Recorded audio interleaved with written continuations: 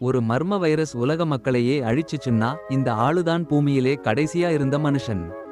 முதல்ல அவனுக்கு ரொம்ப சந்தோஷம். யாருமே இல்லாம என்ன வேணாலும் பண்ணலாம்னு நினைச்சான்.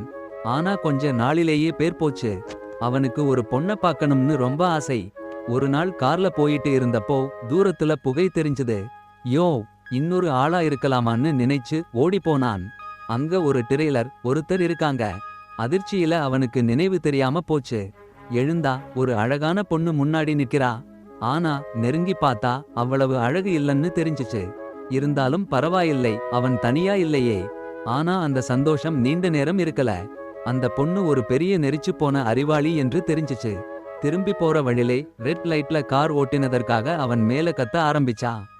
பூமியிலே இவங்க 2 பேர்தான் இருக்காங்கன்னு கூட சொல்லி பாருங்க. சத்தம் தாங்காம அவன் காரை ஒரு கடையில மோதினான். வீட்டுக்கு போனா அவளுக்கு சகிக்க முடியாத அளவுக்கு அழுக்கா இருந்துச்சு. ஒரு குளத்துல சகதி, இன்னொரு குளத்துல குப்பை. அவனுக்கு அந்த பொண்ணு பிடிக்கல. போன்னு சொன்னான். ஆனா அடுத்த நாள் காலையில எழுந்தா அவள் அவன் வீட்டை சுத்தம் பண்றா. எங்கேயும் போக மாட்டேன்னு சொல்றா.